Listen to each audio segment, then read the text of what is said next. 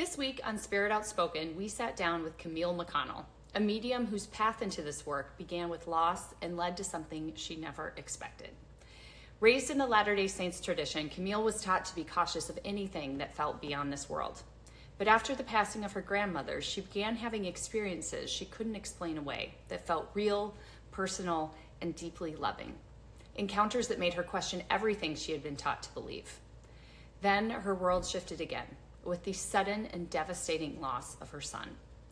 In the depth of that grief, those experiences didn't disappear, they deepened.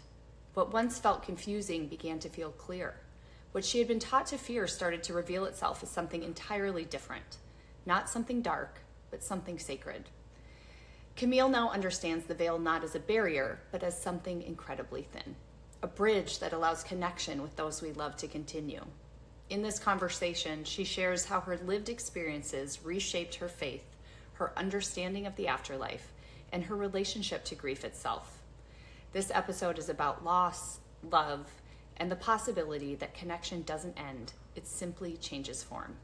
And with that, let's dive in.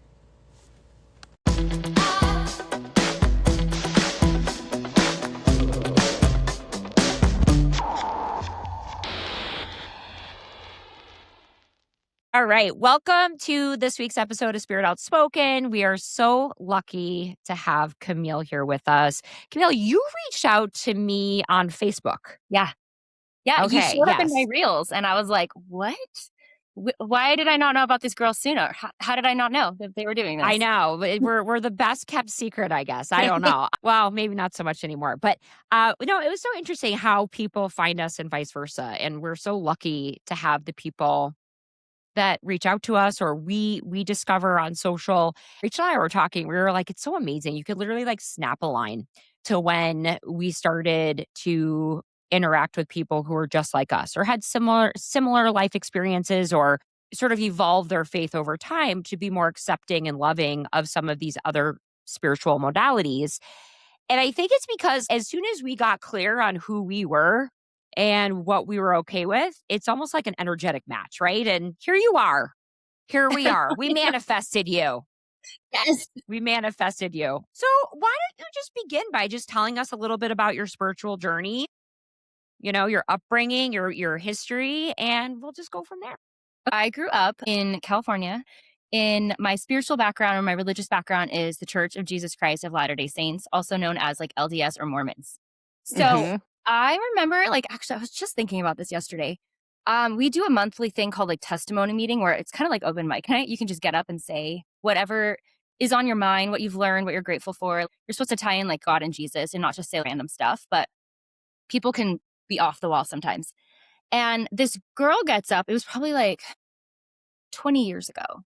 And she started talking about how she had this experience with some spirits on the other side, like family members, angels. And I was like, why is she sharing this? That's kind of personal, as if it's not supposed to be personal when you get it. But for some reason, it made me feel uncomfortable and I couldn't really relate to it. And I was just like, that's weird. And I wasn't super judgmental about it, but I was kind of like, what? And it's just funny because now looking at me, what I'm doing now, right? That's how it works. But I didn't understand it. Growing up, like in our faith, we talk about spiritual gifts minimally. There's more talk about it now. But when I was a kid, we would talk about spiritual gifts and then we like kind of move on. And so I didn't really think about like what are mine necessarily or how do they play out in my life. And very rarely would anyone dare to say they have the spiritual gift of connecting to the other side. Because that's so special. At least that's what it seemed like. Like it was only for the special few.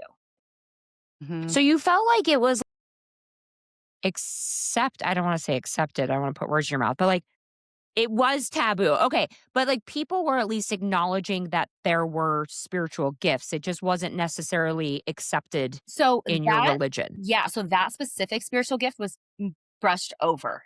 It was kind of like in my mind, that was only for the prophets or like the very special people. I see. Like the elite, like the people that, yes. Saul having the angels show up on the way to Damascus, it was for those people that were so terrible that God was like, stop it, or I'm going to smite you. And you have to be like who you truly are. Or people like, Jesus's mother Mary. Like, she needed to have an angel come and show up. So it was for the very special. And we talked about spiritual gifts like the gift of knowledge and the gift of faith, but we didn't focus on the gift of being able to perceive that there's angels around and even be able to understand what they're saying. It is mentioned in our book of scripture, but we never really would dive into that topic. It was kind of taboo. Totally. Yeah. Yeah. It was Yeah. taboo and like not really acknowledged, I'm sure. Right. Right. So, okay. And in my 20s, I got to know a little bit more about my great grandma who had already passed away. She had this journal and it was all pencil written. And my dad was like, hey, I really would love for you to type this out so we have a digital copy. Yeah. And I was a really fast typer. So he paid me and I typed it out. And she and I have so much in common. It's crazy. Like, we're both really into singing, similar personalities, kind of dramatic. She would express herself, the drama you put in your journal, right? It's a place to vent. And she would set these lofty goals and then she'd come back and she'd be like, okay, I didn't do it, but I'm going to do it this time. And I could relate to that. 'Cause Cool. I would set these lofty goals too. So I ended up, when I was in my early 20s, going on a mission for my church. And I had some really hard experiences. So I had a companion that had like serious mental health problems and she was hard. I remember feeling that great grandma. At one point, I just knew she was visiting me. It was kind of a thought. It was more of a claircognizant experience where it was like, your great grandma's visiting you right now. She wants to help lift you up. And I was like, that's so cool. And when you're at rock bottom, you don't question it. The way I Yeah. questioned it when I was at that church meeting and that lady was talking about her angel experience, and I was like, weird. But when you're at your own rock bottom, it's more acceptable, right? Mm-hmm. So, Absolutely. Yeah. so We yeah. actually were just talking about that, not to divert, but how when you have these hard, challenging experiences, it's like it cracks you open in a different way. And you're willing and able sometimes to receive or just be open to receiving some of that divine connection a little bit better because Oh, you're desperate. I was desperate. And then fast forward like 5 years, my grandma passes away. And we're having this family meeting where everyone's like sharing memories. And I grew up 2 or 3 states away from grandma, so I didn't have a lot of time with her. And so these cousins that lived in the same town were like, oh, and then we'd go get donuts on Saturdays. And I was just like, I didn't grow up with the same grandma you grew up with. I feel like I got the shaft here. And I remember just sitting there and getting teary. And all of a sudden, my grandma's talking to me. And she's like, oh, don't worry, honey. I can go with you anywhere you go now. We can spend a lot of time together now. And Like, I was did you physically hear How did it? it come through? Or you Yeah. just thought it? It was a thought, but it was in her voice. It was kind of like clear audience, I guess, like clear hearing, but it was just in my mind. It wasn't like I actually heard it with my ear, but I could hear like the tone of her voice, the inflection. So she was like, don't worry, I can go wherever I want to go and I can be with you whenever I want to be with you. And again, I was sort of at like a rock bottom moment because you're really sad at a funeral for a grandparent. And I was just like, okay, grandma, if this is really you, then tell me this. And I was going through this personal challenge at the time. And I was like, I need advice on this specific thing. And the advice she gave me was so spot on. And it was like she was challenging me in a way I didn't expect from her. I'm like, oh, she's not only going to be with me, but she's going to be mentoring me. This is so cool. But I was still a little like, is this real? You accept it because you're at rock bottom, but later you're like, whoa, is that for real? Yeah. Oh, totally. Yeah. It's like you have these mystical experiences that you're like, okay, I know that's real, Yes. but like, what? I know, I get it. But it's like, I think what Rachel was saying is so true. And what you're articulating so well is like, listen, when somebody throws you a life raft, you don't question what color the life raft is. You're just kind of like, okay, yeah, I need help and this is what's coming through. Great. You're not the whole stigma of like, is this acceptable? And it's almost when it feels random that it's like when you recognize it's not the thinking mind, it's coming from somewhere else. In my experience, it's felt so comforting. That's the word I'm looking for. It's like, it's not you, but it just gives you instant peace. So like, who are you to question if it's right or wrong? It's serving the need that you're looking for. Right. And maybe communication from heaven to us doesn't just come from God and the Holy Spirit. Maybe we have loved ones on the other side that still care about us because just because they cross the veil doesn't mean that love has changed. I think actually it grows on the other side.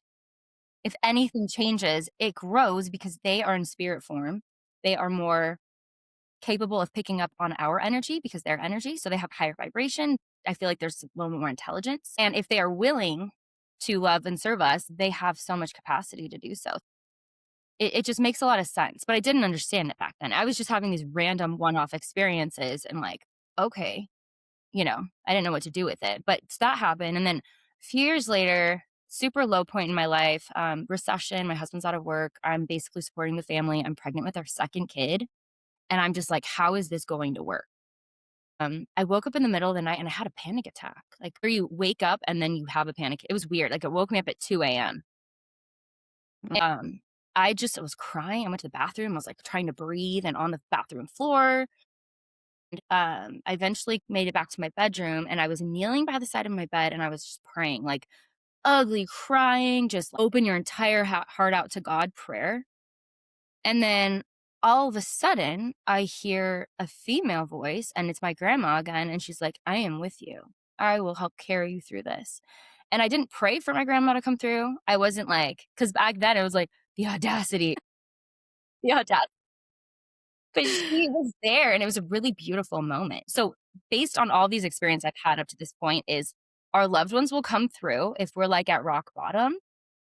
We don't invite them to come through. They just show up when they want to show up. It's up to them when they will interact with us. But, obviously since then I've had other experiences where it's not just a one-way communication like in real life. If I want to talk to my grandma, I can pick up the phone and attempt to make contact, right? So, Can I ask you a question about that? So yeah. you're saying, okay, so you're saying like when you're in rock bottom, they just show up for us. We don't necessarily, they know they need us. But at that point in time, was your thought process, okay, I don't have control over Yeah. when and how I Yeah. connect with them? It happens to Okay. me. Yes. It happens to you. Okay. Yes. It's Okay. Okay. sporadic and it's rare and it happens to me. And that's the rule of the game. That's how it goes. Okay. Okay. Okay. Yeah. So then one of my closest people, she was like my second mom growing up. She died of the flu in 2014, which was so My strange. God. Sorry. Yeah. Yeah, she was one of my best friend's moms. We were really close. I like lived at their house. Sometimes I was just there all the time when I was a teenager. So she passed away and I was just like, okay, I get my grandma dying, right? She was old. But why would God feel the need to take, I think she was like 53 or something. Why is this necessary? Why is she over there? What is she even doing? What's the point? And I had a really beautiful dream with her. If I wanted to interact with her, have an experience, can I initiate that? Is there something I can do to kind of turn the tables on this narrative that it only happens to me? So I had a dream. It was really special. It took place in a church that we all used to attend where there was this gym floor, it's like a common area, and like probably 25 or so people were standing in this gym and we were waiting for her to show up and we knew she had passed away, but we knew she could visit us if we like had our hearts in the right place. But some people in the gym were like looking up, like excited, kind of waiting, anticipating. Some people weren't sure if she was going to show up. They're sort of like, I don't know, I'm just here. And some people were so down and sad that they were just looking down and they weren't like expecting her to show up at all. They were just there. And I noticed one guy in the middle of the room and he had his hand up and he was like, come to me first. I'm here. I'm ready. She wasn't there yet, but he was just so excited. And she all of a sudden shows up in the corner of the gym, in the back corner, and she makes her way first. Instead of going to the people next to her, she just makes her way to the guy in the middle who's like, I'm ready. I'm here. And they have a conversation. It's not like sad and somber. It was just her personality, mingling with friends. And then she'd go to the next person that was like the most ready to talk to her next and just excited and had faith and expected it. So she made her way around to all the people that were ready to talk to her and the people that were kind of like, I don't think this is happening or looking down. She didn't go talk to them. So it was this huge answer to me. You need to have I call it positive entitlement. We are children of God. We are spirits put on this earth school experience. We are entitled to spiritual experiences. So if we want to have them and we like ask and you shall receive, basically. Yep. I love that. I love that too. You're bringing up an important point of like, you even see that in the Bible, and in the Bible, and also this is like, talk about tangent, the telepathy tapes. The kids, I don't know if you listen to that, but like kids that could communicate telepathically could only do it with the parent that believed that they could do it. Yeah. Yes, that's such a good You know, correlation. and like Yeah. Jesus was like, your belief has made you whole. I couldn't do any miracles there because there was no belief. It's like, I love that. What did you say? What was the term? I call it Positive positive entitlement. entitlement. I think that's so cool. Yeah, divine Slap that entitlement. on a mug. Yeah, totally, right? Yeah. Okay, Yeah. keep going. So she passes away, and then we have some more like she just was like a laid back, fun person. I remember being at her daughter's wedding, and I brought my baby because I was still nursing. It was at the wedding reception, and the baby's like singing, and I'm carrying her around in the carrier, getting away from where they're doing the dance because she's crying at that moment. I need to get her away so she's not, causing any disturbances while they're videotaping it and stuff. And I just heard her talk to me. She's like, "Thank you so much for coming today." She's like, "This was a sacrifice. I'm so glad you're here." And I was just like, it wasn't rock bottom. I wasn't like, I need Yes. answers. I don't know. She was just showing up to have a conversation. And some of those experiences with her that were really cool. That bridge the gap to this isn't just a gift for like those worst hour moments. And then in 2018, my son passed away so unexpectedly. He died from choking on a bolt that fell out of his toddler bed during nap Oh time. my God, Camille. I know. It's It's just just like it's every terrible. parent's worst nightmare. Yeah. Yeah. And it was the I'm so flukiest sorry. thing. Ugh. We knew he was choking. We called 911 right away, which normally I don't. He's my third kid, and I've had experiences that are scary, but I just felt like I'm going to be so on top of this one for some reason. The police, the ambulance came, life flight, all of it.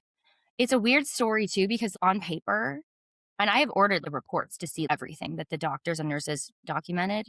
On paper, he honestly shouldn't pass. He was only not breathing for like a minute, minute and a half. It's interesting. And the first responders got here so quickly. But anyway, he passes away. And just immediately, as we get to the hospital to get the news, because he took the life flight and we drove to meet him there. As the doctor is telling us, "I'm so sorry, your son has suffered this irrecoverable incident." Mm. I just knew. It wasn't even him telling me. It was like God. It was just like, this was the plan. This has been the plan. And so it was just this clear cognizant moment. And then as we go into the room where his body is and they're taking him off of life-saving measures, he is there and he's comforting me. Like, he feels so bad. I can feel him. It's like this clairsentient experience where he's like, "Mom, I know this is so hard for you. I'm so sorry." Oh. And it's like his little soul was just hugging my soul. He was just right there. And I felt him so close to me the first few days after, not just the first few days, for a while, but especially those first few days. We had this really special experience where I've been a singer-songwriter for a long time, but I've had these creative blocks where I've had intentions like, I'm going to write a song and I'm going to put it on iTunes, but I don't know how to do that. And I don't know, I'm just going to write songs. And all of a sudden, like 2 days after he passed, this song just was given to me line by line, melody by melody, just boom, boom, boom. And it was this beautiful song that started with, "Oh, sweet boy, you were loved before you were born. Tears sprang forth when they laid you in my arms. I didn't know how sweet a soul could be." Because his spirit was so distinctly different than my other kids, like just this amazing sweetness. It's hard to Yeah. explain it. Like, have you guys watched Love on the Spectrum? Yes. Okay, so Yes. Yes. he is Tanner. Like, he's just so markedly sweet, and you're like, "Holy cow, this child is so pure." That's how my son had like an element of that, where it's just, whoa, it just hits you. And Yeah. he was just so special. Anyway, so this song came to me, and I was like, cool. And then the spirit or God that day was like, "You know what I want you to do with this song." And I was like, okay, that's kind of a big ask. His funeral's on Saturday. Like, I don't even have anyone to play the piano for me. How am I supposed to do that? But it all came together. We practiced for like 20 minutes before, and that was it. It was perfect.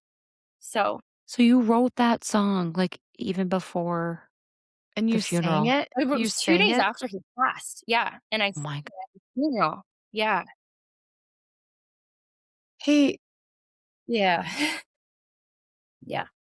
I'm so sorry. Like, it's I think it's really unimaginable. brave that you're sharing your story. Any mom listening to this is, it's going to hit them hard. I know. Thank you for sharing that. Yeah. Yeah. I feel like I'm just like such a downer. Okay. So my son passes on a Monday, and then on a Thursday, 3 days later, my mother-in-law passes from heart failure. God. Mm-mm. No, I won't. Oh. I am not even kidding. Isn't that crazy? So then we fly out to her funeral the weekend after my son's funeral. It's in San Diego. Also, my husband comes from a LDS background. So we go to the temple as a family, as a way of just like bonding and worshiping and feeling everything. And as I'm sitting there, like words and melody to another song start coming into my head. And at the temple, we don't have our cell phones on us. We're not going to be like, oh, let me get my notes app out or voice record. It's kind of more of a sacred experience. And so the phones are in a locker, and I don't have a piece of paper or a notepad. There's no like notepad sitting around for you to like just randomly take notes on personal revelation that you may receive. And so I'm just like, oh my gosh, this song is coming right now. And you can't, as a creative person, you can't control when the inspiration comes, right? And so I'm just repeating it, like looping it over and over in my head so I don't forget. And then I ended up writing this song called Let the Angels Carry You. Oh, because I didn't tell you guys this. At the hospital, the nurse that was like the one in the ER triage when my son was brought in from the life flight, and they knew he wasn't going to make it, they had him go to this like triage room. And the nurse in there was amazing. And she actually ended up being this like really well-known influencer that has a Instagram about like tips for parents and like how to, like stuff for their kids and health things. And I didn't know that at the time. She said something to me. She said, I have never seen anyone let the angels carry them the way that you did today. Feel the angels in that room. And she's like, I've never seen anyone let the angels carry them the way that you did today. And I didn't even have an awareness of like anyone else there besides my son, Wesley. I could feel West in the room with us. And he was the angel that I was clinging to. But that was so interesting that she said that. And you know what? She actually didn't tell me that when I was there. We found out through a family friend who follows her Instagram, who's another influencer, that she was the nurse. And so she put two and two together. So I messaged her on Instagram, and she told me that phrase. And so that stuck in my head, this concept of like allowing angels to carry us. It can be a choice. It's not just something, again, that happens to us and we have no control over. There's this intention or this choice I will allow and have a relationship with and support them as they support me by paying attention, Yeah. Yeah. Yeah. Yeah. I started writing songs and I started recording songs. And so I have a bunch of originals on iTunes, and it just was this huge healing journey. And then my grandma shows up in a dream to my friend who hasn't told me this, but she also has like medium abilities. And she's like, yeah, your grandma showed up. She told me 3 times to tell you to keep writing songs because they heal us all. And so I was just like, dang. That's incredible. So when you think about your creative experience in writing these songs, do you feel like it's your son passing this to you? Do you feel like it's God, your angels? Have you been able to even decipher? It sounds like it's divine, but do you know where it's coming from specifically? Okay, guess what? I just got a download as you were asking the question because I've always just assigned it to angels in general. Oh my God, I love My this. great grandma, she's a musical artist too. She actually sang opera, but she was very musical, and she played the piano. The great grandma I referenced at the beginning, she's my co-writer. Oh The one my with the gosh. journal. Yeah, My gosh. shout out to Florence. Florence is like, girl, you're on a podcast right now. You better give me co-author rights. It's interesting because I've realized, because I've had a lot of experiences with her since, she's definitely one of like the big players on my spirit team. She's very actively involved in my life. And I also got the download a couple years ago that because we were only on this earth together for 6 years. So when she was living her life, I was on her spirit team as this little pre-earth spirit. And then when she passed, when I was at age 6, she became one of my big spirit team people. So we're very like, it's like we've traded places. That's incredible. And I actually see that a lot in my work. That's Do not you? uncommon. Can you talk a little bit about, because I'm always intrigued with this concept of where we are before we come here, Yeah. which you just touched on. Have you gotten any downloads or pings or information on that specifically? Just so you guys know, from a doctrinal background with my faith, we do speak of a spirit world. It's a place like of preparation, of developing skills and gifts and talents, and like wherever our interests take us to prepare for this earth life. Relationships are formed there. It's ambiguous as to like which specific relationships, but I've had some dreams. My first spiritual dream I can remember was when I was 14. It was me and my brother. So I'm 14, he's 10 at the time. And we're at this house. And it's the most familiar place I've ever been to. It's more my house than my actual house was. It was 9. And it was hours. Yeah. And there's pictures on the walls of this house of me and my brother and all of our like people that were close to us, like our friends, our best friends. And I'm staring at these pictures in my dream thinking, how could have I forgotten about these people? These are my best friends. These are my people. And this house holds all these memories. And so it's just astounding to me that this truth existed and I couldn't remember. The veil was like over my eyes and my mind. So I woke up from that dream and I was like, wow, heaven, it really is home. So I call heaven kind of as the pre-earth spirit world, the post-earth spirit world. I think they're all connected. Based on work I've done and experiences I've had. For example, okay, so my son Wesley passes in 2018. And then I have give birth to another boy named Will almost exactly a year later. He's born on May 10th. So my first Mother's Day after my son passes, I'm holding a fresh baby in my arms from heaven. And I named him William Wesley after his brother. So it's like so tender and such a gift. Speaking of William, he showed up to me like my family was out of town. We were in Belize, me and my husband, for a family thing, like with my parents and siblings. Day 5, I'm ready to go home. I miss my kids. My youngest is like 1. And I'm praying, Heavenly Father, I'm so sad I miss my kids. And I just feel so far away from them, like that mom anxiety. And Yeah. this little spirit of a little boy shows up. He's like, well, I'm your kid too. So you can hang out with me right now. I can make you feel better. And I was like, what? That we another little kid? And we're maxed out at 4 kids, like maxed out at 4 kids.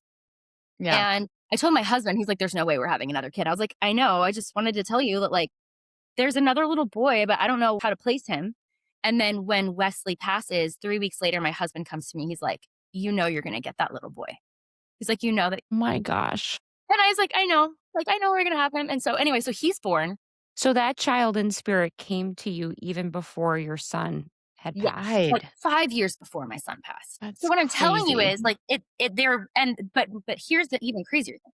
So I'm pregnant with Will. Wes has passed away.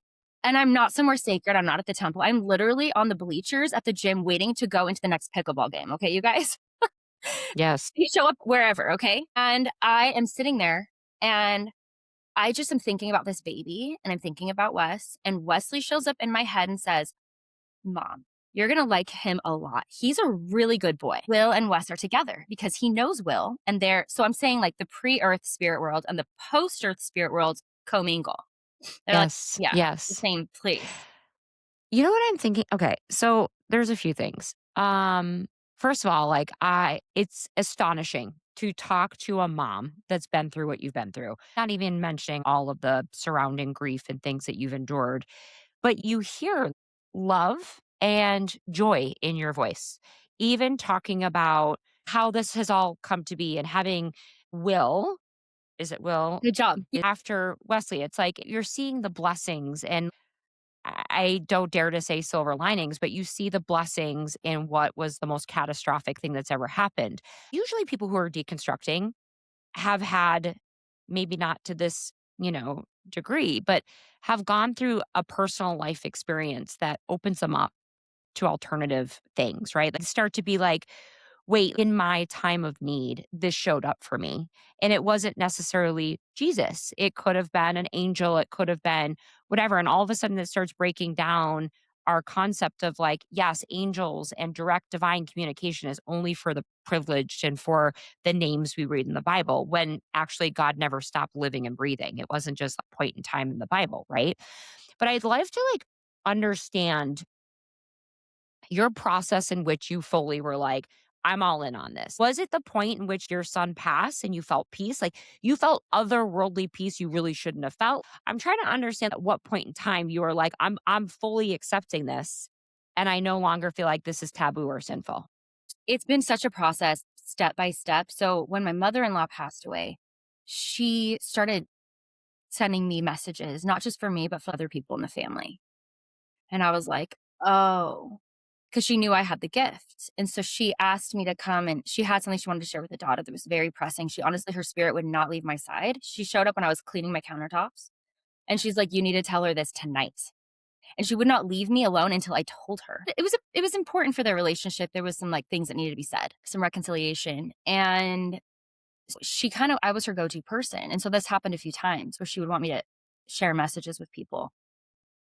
And so that was acceptable, I guess. In my mind, I was like, well, and I didn't even think of the word medium. I didn't even know what that meant. No. So I Right. wasn't Yeah. like, familiar with that. And then I'm in a Facebook group for it's like LDS and near-death experiences. And this mom posts about her son who had died by suicide. And she was like, I don't understand. He didn't struggle with mental health. Why would he do that? And her son led her by communicating through the spirit to discover panda syndrome. Have you guys heard of pandas? It's where you have Yes. you strep and then Strep, you have right? this virus and then all of a sudden attacks your brain and then you have intense suicidal ideation. And her son led her to discover that. But she shared that, and then she shared this book called Signs by Laura Lynn Jackson. Are you guys familiar with Laura Lynn? She's a medium. Oh She's my out of gosh. She's Yes, I am. Christian. Of course you are. She's great.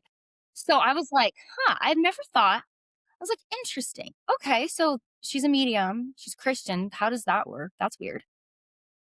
And then I felt inspired to buy this book. It's stories of 9/11 victims and how their families were able to connect with them through the veil after they died. It's this amazing like collaboration, right? Oh, Messages, I believe. The author's name is Bonnie. And in the book, so these families, a lot of the families that contributed stories are very like hardcore Catholic. They do not believe necessarily in like communicating with mediums to communicate with family members, or even necessarily believe that family members are going to communicate with them after they pass. And so this medium, not Laura Lynn, but somebody else in New York offered a free session. Each family got a free reading, free session to communicate with their loved ones. And she could have Googled stuff about them because they were all over the news. But the stuff that she knew was so uniquely personal, they wouldn't have known. There's no way they could have found that information online. So these skeptical families were like, well, we did it because some other people we knew did it and they said it was comforting and helpful.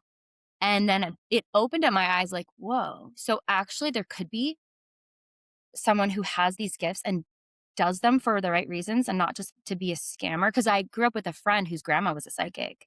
And she told me verbatim, I just tell people what they want to hear. And so in my mind, it was all just fake. Or as we yeah. hear in the Christian world, they are talking to deceitful, lower level spirits who are impersonating. Yes. So you have to It's the devil's work, Just you the witch. demons. Yeah. It is. Right. Yeah. And so she also did a creepy seance one time at her house where she levitated a table. So you know what? Maybe she was working with lower level spirits for her work, but that doesn't mean they're everyone across Thank you. Hello. Yes. Thank you. It's all about intent. Yes. Yes, it is. And this huge Yes. light bulb went over my head. And then I read Laura Lynn Jackson's book and I was like, oh my gosh, there's like good people out there doing this work. And then I started watching Tyler Henry's special, and he's not even religious, but he's like, I don't even know where this gift comes from, but he has the purest soul. So it works for him, right? And it's beautiful. And so I was just like, you've got to be kidding me. And then my friend who grew up totally obsessed with these gifts has had these gifts. Her mom has these gifts, very open about these things. Also from my faith background. She's like, you're not going to believe it. I'm not a Mormon medium. And I was like, what? There's no such thing. And she's like, no, she is legit. She gave me a reading. She connected to my grandma. She's totally Christian and totally believes, but she's also got this gift and she gives readings to people. And I was like, there's no way. So I met up with her virtually. She gave me a reading for my son, Wesley. Spot on. I decided to take a class with her. There was just organically, I told some friends, my friend told friends, we all have these gifts. We're like, we want to learn more about them because we don't know how to develop these gifts. I'm not going to Google like mediumship school. Right. I don't know. Like I'm still like operating out of like my safety zone of like people that I know and trust, from Absolutely. my specific faith background even. And so I take this class with her for like a year, maybe 2 years. We're doing practice circles. We're learning about the clairs. We're doing all of it. And I was just happy to take the class to connect to my son. And then in 3 separate experiences, God was like, no, you need to be doing this professionally now. It's your turn to step it up. And I have been a life coach since like 2007. I went to school with Byron Katie and took her class in LA. I've been doing coaching. And then after my son passed, I moved into grief coaching. But God was like, you need to add this to your grief coaching. You need to be able to tell your clients, I can connect to your loved one through the veil if you're interested. So at first it was just grief coaching with this little extra sprinkled on top. And now 90% of people show up to work with me because they want to connect to their loved one. And then there's grief work within it, of course. But most people Sure. don't want just the grief coaching. They want to connect because Yeah. there's nothing better.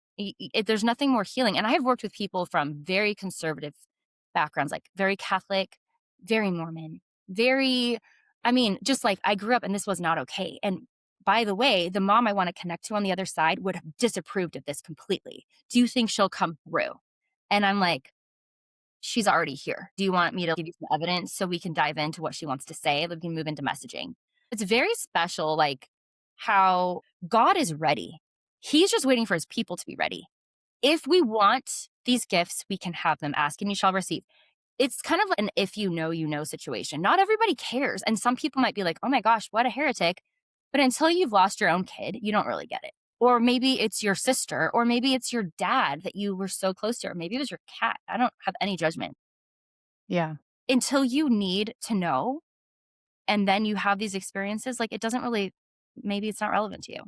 We were just talking about this actually before we got on with you because I was saying, I think sometimes until you lose someone or something special to you, like to your point, animal, loved one, I think it opens you up to possibilities that you wouldn't have considered before because all of a sudden you long for them. You want to hear from them. You want to know they're okay. You start asking these big, profound questions and you want to connect. And it's like you become open to that possibility Yeah. finally, you know? I feel kind of like God is clapping his hands behind the scenes, like, good, you're ready. Because I've been wanting to share this with you, but until you wanted it, I couldn't just force it on you.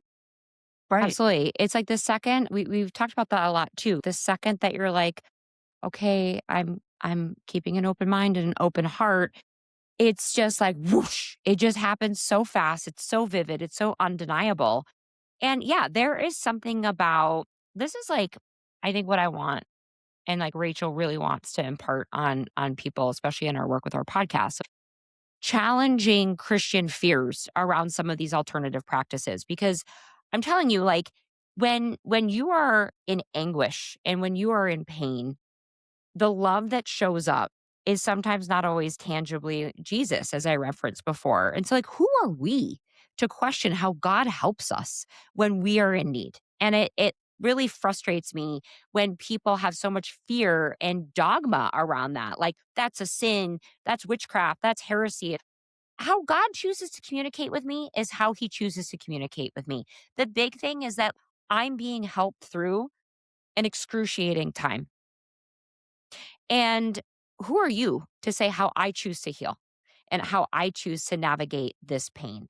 And I think the more that we can provide stories like yours where it's tangible, like I said, like it's really like as an objective observer, it's incredible to observe you talking about these things and you've clearly found a way through these gifts, through this open heart and open mind to not only help heal yourself through this, but others when basically everything about your upbringing said you shouldn't do that, you know? Yes. And it's brave and it's admirable, but don't question people's personal experience. Personal experience greater than dogma. I really feel that should be what's shaping our spirituality, not doctrine and rules, you know? And you're a perfect example of that. Mhm. Right. And who are we to say that maybe when grandma delivers the message, that there's not this like organizational structure where grandma is communicating with someone else who's like, okay, this is really what God wants this person to know. Can you please be the messenger? Because she recognizes your voice. She trusts you. You can have a million conversations with God and get so far. But sometimes when you're like a low point, you really like need to talk to somebody that is more tangible to you. Someone that you Mhm. have Yeah. touched, someone that you have had face-to-face contact with, because maybe in this situation, God's like, this message will best be received through grandma. So let's go that route. That doesn't mean that I replace my prayer. And I feel like sometimes people have this concern. Oh, you're just like talking to your loved Yes. one from the other side. You cut God out.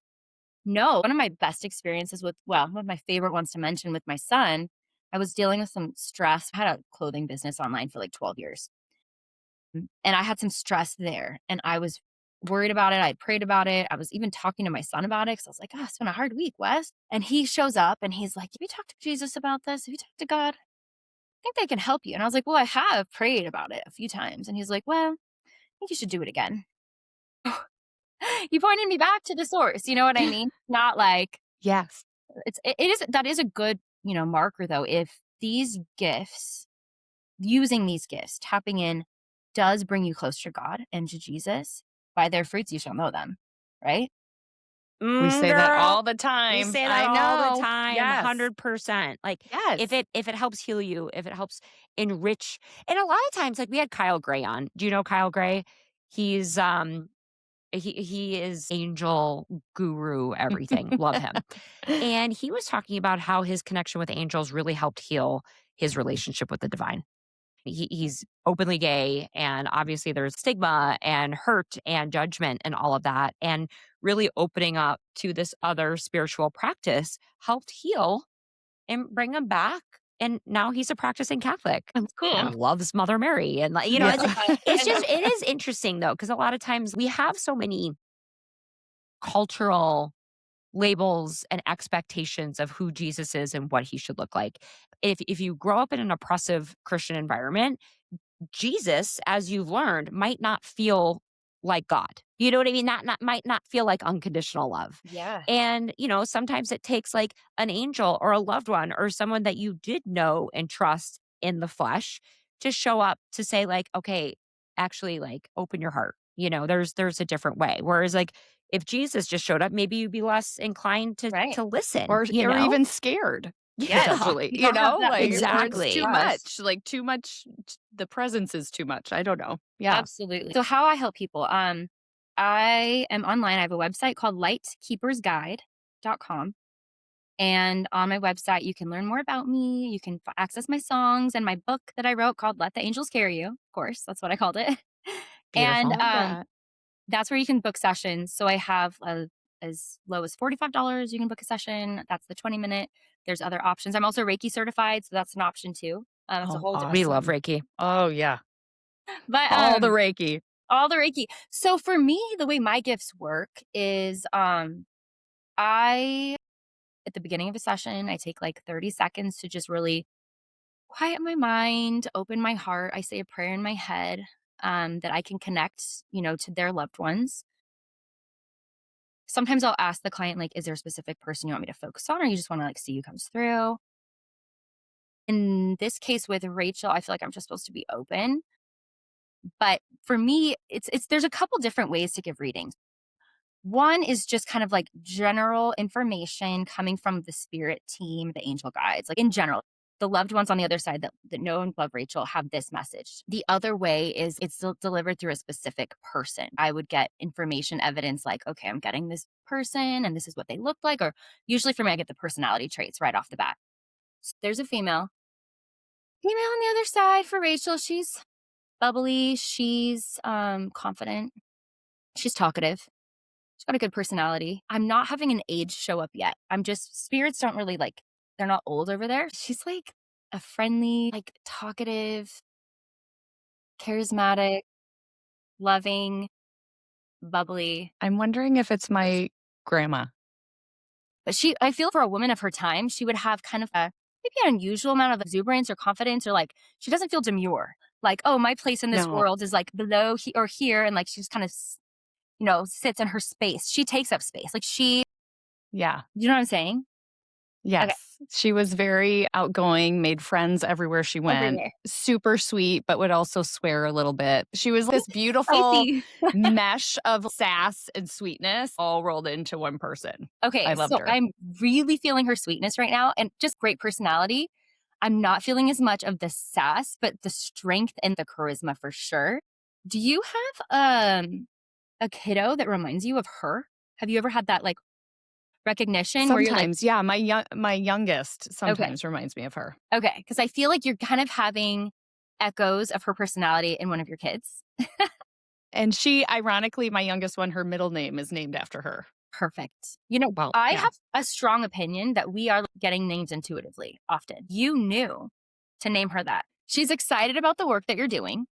She influences the work that you're doing. When you have like, okay, do I really have time? How am I going to fit this in? Even at the beginning when you were like, ugh, am I actually doing this? Why am I doing this? This is hard. And you were worried about perception, especially perception of males, particularly. Maybe it's someone in the family or like male influence, like judgment. She was like, girl, I'm going to stick by your side and we are going to knock this out because we are not going to let them keep us down or whatever. Like, we are going to make this happen. And I feel like she would just show up for you. It feels like more of a claircognizant experience where she would put thoughts and ideas and illumination into your mind for you to be like, this is how I'm going to Gosh. go move on to the next step. She's kind of just this mentor for you. She can see a few steps ahead than we can, right? Because she has this Yeah. enlarged perspective. And she's not just working alone, she's working with the team. But I feel like sometimes we have loved ones that have specific tasks on our spirit team. She's definitely pushing this work forward that you're doing with this podcast.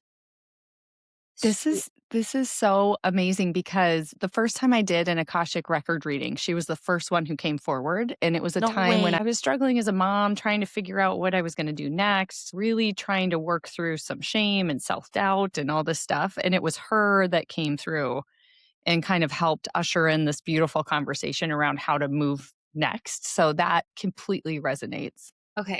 It's interesting because she was super Christian. And sometimes I've wondered, would she be okay with me exploring some of these other things? So that's interesting too, that she's our cheerleader. She is your cheerleader. And she's talking about how you have a strong internal world. You're perceptive, you're observant. And ever since you were even younger, like a little kid, you've been able to notice things about people. Your intuition has been strong. And I don't know if you would have used that word, but you pick up energy, you notice things, I would say you're one of those like highly perceptive people that notices like maybe 4 times the amount of stimuli. You pick up on facial expressions, body language, intonation. You can piece things together. And I don't feel like you're like out talking about it. You're just noticing and kind of just tucking it away. Yeah, Yeah. I And would say Spirit. that's true. Yes. yeah, Yeah. I'm a 9 on the Enneagram. And so that's part of how I use that. I'm very good at reading how people are at and then balancing the energy in the room based on how I'm feeling others, almost sometimes to the detriment of myself. yes. Yeah. I actually am a 9 as well. So I really relate to that. She just wants to encourage you. She's so excited to talk to you. She's just so full of energy. It's so fun. She wants to encourage you to keep finding your voice. It feels like maybe there's things you've been interested in learning about or discovering, diving into more studying, and you don't know if you have time or it's worth it or if it's your path. Anything that interests you, consider that potentially your path because how it works is she will kind of direct you, give you nudges, and your soul, your higher self, your spirit knows what you need more than thoughts and ego know. And so she's saying Mhm. pay attention to these little inclinations and don't like, or I don't know, or maybe not now. She's just saying really pay attention to where you feel steered and that's where you're supposed to go. Don't try to figure it out like Okay. here. Don't worry about the how.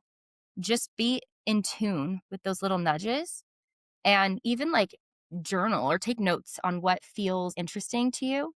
I feel like you'll find patterns and it'll help you find your path more. She just doesn't want you to discount or throw away little thoughts that come your way. Like really like pay Okay. attention and give those thoughts a benefit of the doubt. Which is interesting because I don't really see you as a big doubter, but she really wants to encourage you. I can see though sometimes I have a lot of ideas and then I don't act on them. Like they'll come to me. I wonder if she's with me when I walk because I'm always texting Jason on my walks in the morning because that's when I get like all these ideas. And so I think journaling, I think would be wise because sometimes they come into my head and then they just kind of leave and I forget about them and I Yeah. don't really do anything with them. She's just saying look for trends, patterns, repetition. It doesn't have to be real, like crazy long journaling. It could just be a thought that you jot. Yeah. It doesn't have to be a super Okay. intensive exercise. Love that. That's great advice. What you How said about sweet is that? men like being so yeah, that's really nuts. You share, Rach, of like why that's relevant or like Well, just, I mean, with the social media piece of putting ourselves out there and starting to say some kind of controversial things. And even when we're challenging this idea of male headship and women not having a place within, Patriarchy. spiritual formation and the ability to teach and share, we just have gotten like such extreme backlash primarily from men saying horrible things, name calling, insults. And in the beginning, that was one of the things that I was most terrified about. And so it's just so spot on because I was very hesitant to say what was really on my mind out of fear of I didn't know if I could handle that. So it's really been freeing for me to be able to say things and then just acknowledge, okay, some people think I'm crazy or wrong. And I don't It know, is it's what it helped me is. Yeah. a ton. Jace has helped me a ton. Well, I think your grandmother, maybe Well, me Grandma and your Lou probably grandmother were loves you besties. because you're the one helping me I think do that's all so this. cool, though. When you said that, I was like, oh, shit. That's something we maybe Truth, talked about yes. once on the podcast over the last year and a half, but it's something that has been a consistent theme that you and I have talked about. So anyway, that was nuts. That was crazy. Well, here's the Cool. thing too. It's highly possible, that grandma is influencing Jasa because maybe she can't get through to you, right? Maybe your brain is just there's too much. So she can put little thoughts. She can ping Jasa to be like, hey, guess what? This is you need to talk about this today. She can influence. She's influencing the process. So it's macro. It's not just Involved. you. Mm-hmm. Believe that because weird shit happens all Yes. the time With us. where Rachel will like send me something that I don't see. And you can track this to timestamps. I don't see the thing that she sends me. And then I then post something that day on that very topic. It's like, do you know what but it's all Same the time. brainwave. It's all the time. Yeah. So that's interesting. Like maybe it's like, your grandma's like, well, Rach isn't picking up what I'm throwing down. Like, Jason, you want to like, Run with it? yeah, how about we try this one over here? Yeah, they get creative. They do what they gotta do. Exactly. Oh my That's so gosh. cool. That's Gosh. really cool. She's just really proud of you, and just that concept of positive entitlement feels like something that she wants you to hold on to. There's a treasure trove of gifts out there and ways we can develop and reach our highest potential that we can on this earth. And she's just like, keep going, whatever speaks to your soul, and find your joy. Find your joy. That I is love that. beautiful. Thank Gosh, you. you're so gifted. I know. I think that's so cool. Oh, What about for Jace? Is anybody coming through for Miss Jasa?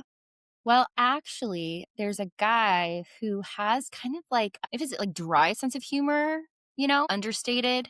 I don't know if he's laugh out loud funny, but he's definitely like that person who can like say something and you're like, oh, that was witty, subtle. He has more of a casual energy. He's approachable. He's not intimidating. He's like an everyday guy, just casual, low key. But I also feel, that sly wit, but there's something else. Hold on, let me settle in with this guy. I feel there's this casualness with him. He's not trying to be influential or a leader, but he's someone you're comfortable with and somebody that feels like a safe space, but he's not huge influence. Does that make any sense to you? yes. Okay. I know who it is. Okay, great. Are you going to share? Yeah, You don't I have didn't to. know if she wanted me. Okay, yeah, Sure. I'll just keep rolling with it. Sometimes I just let them take the lead, and if they want to give me more evidence, they do. And if you're kind of already like, I already know, so then we just move on to what he wants to say. I feel like he shows up in these moments, like where it's kind of there's this contrast. So with Rachel's grandma, it's like peppy energy, and I feel like the way that he influences you is more in this like till quiet moments of stillness. He's not trying to like pep you up. He's coming to like, just mellow your heart and give you comfort, like a security blanket kind of. And he doesn't come in with this ego of, oh, I'm her favorite person, I'm just the best. He comes in with just this like kind of subtle, just love, Mm-hmm. understated. My Uncle Mike. Yeah. He's very likable. My Uncle Mike was without trying like to be. so funny because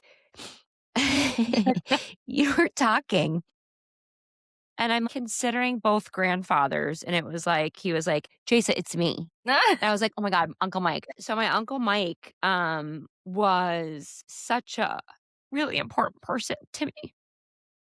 Just adored me. He didn't have kids of his own.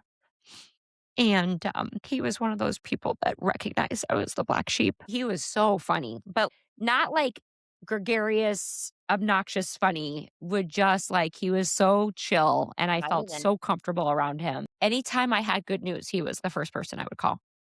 than And he died pretty unexpectedly of COVID. And I remember just being devastated.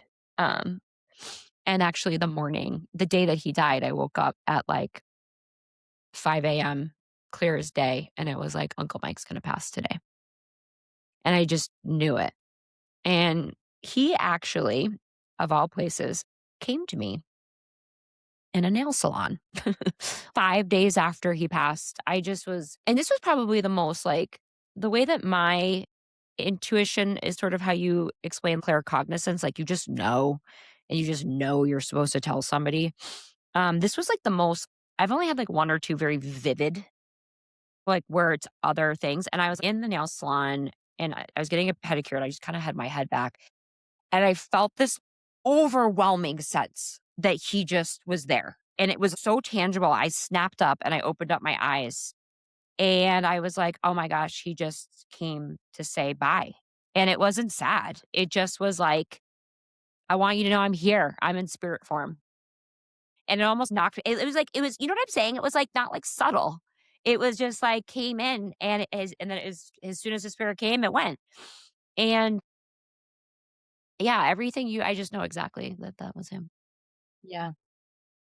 I really feel like he speaks to you in like moments to like quiet your heart. He's not pepping you up. He's not encouraging in a loud way. He's just it's like a teddy bear or like a security blanket. He's just in these quiet, Safe. safe, gentle moments. He helps you find your peace, your center. He helps you just recalibrate and he's like that soft ground to land on, that ground beneath your feet. 100%. He was always the person I would bring really complicated stuff to. And he would make me feel seen, you know, we'd laugh a little bit. He just was so proud of me and loved me so much. And I just always felt that there was an unconditional love with him. He never was, you shouldn't do it that way or, oh, he just was awesome. And I miss him so much. Yeah. Yeah, I feel like he relates to you in some way. If you were the black sheep, he felt some of that in himself too. He didn't feel like he was just like everyone else. Yeah. Yeah. Oh my gosh. How That's beautiful. I can't beautiful believe is Uncle Mike, dude. Yeah. He's Coming coming through through. you. Yeah, that's so cool. Oh gosh. That's beautiful. Camille, thank you. I Yeah. mean, that's what I mean. What an incredible gift to give to people. I mean, it has only brought love and joy and peace to us on this phone call by having that experience. And that's where I really want people who maybe have been told that this is wrong or evil or bad. I just see it as another way to communicate and connect with the divine. Yeah. And it's so healing. And it's so unifying. Like you can pull people Mhm. from different faith backgrounds, even non-Christian faith backgrounds, but they're having these experiences. It's so unifying because it brings like it's a whole new faith community, right? I know. Yeah. Yeah. And I It's so think like true. people use the word like collective consciousness. We need to become more like loving and more peaceful in order to either like there's two different ways of saying it, like just to like raise everyone together, or I think from a Christian standpoint, like to receive Jesus for the second coming. But like I think he wants this for his people is like it doesn't matter what religious background you come from. Like let's just work on the gifts of the spirit, like the love, the temperance, the peace, the ministering angels, like let's do this together because guess what? When Jesus came the first time and gave the Sermon on the Mount, the Jewish people, their minds were blown. They didn't want to hear, we're not doing an eye for an eye anymore, people. That's how you've been doing things for centuries. But guess what? It's not that way anymore. If we cannot be so naive to think that when Jesus comes back again, he's not going to say something that blows our minds. And we're like, wait, you want us to live what higher law? There's not us versus them anymore. What? These gifts prepare us for something better. Yes. Oh my gosh, that was so well said. So well said. I love that. That was so well said. And I know. It's like, why stop now? When you look around, do you see a perfect world? Do you see people living out the way that Jesus wanted to 2,000 years ago? You know, keep going. Keep Mhm. going and keep growing and evolving and see where God shows up for you. Yeah. Yes, I think that that's going to have a huge shift on how people think about this too. Because when you think about your job and your role here is to heal, is to serve others, and is to create, right? Like if you like, I think of those like being like the three big things. Like, why are we here? You know, like Mhm. maybe if it's as simple as that, it opens you up because like you know God's here in this conversation. This is healing. This is beautiful to see how your gifts have helped heal you, gotten you through. Um, the angels that helped you through, and now telling people about that. That's your son's gift, you know, and you're here to tell people about it, which I think is cool. So Thank you. beautiful. Thank you so much for taking time to be with us. This was great. I Yeah. think it's really going to shed a lot of light and open a lot of eyes and hearts when it comes to this. Thanks for joining us for today's episode. If you're ready to take your spirituality to the next level, be sure to check out our website, spiritoutspoken.com. There you can download free educational resources, read our latest blog posts, and join the Spirit Outspoken community. And don't forget to follow us on Instagram and TikTok at Spirit Outspoken to stay up to date on news, happenings, shenanigans, and all things Spirit Outspoken.